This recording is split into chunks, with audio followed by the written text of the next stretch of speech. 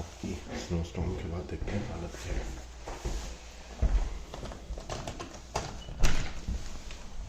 अरे बाप रे बाप, बेंच की हालत देखिए। ये है कुछ आज सुबह के नज़ारे जब हम ऑफिस जाने के लिए निकले हैं।